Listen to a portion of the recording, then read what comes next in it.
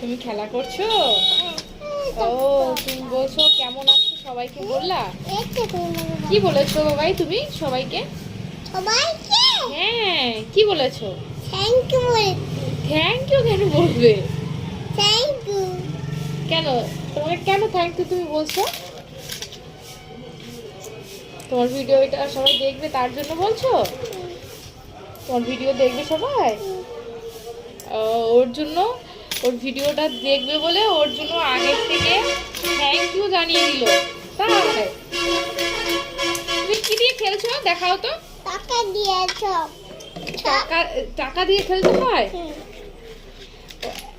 এই যে যে অত খুচরো পয়সা, আজকে সোমবার, আজকে 1 টাকা করে দিতে হয়।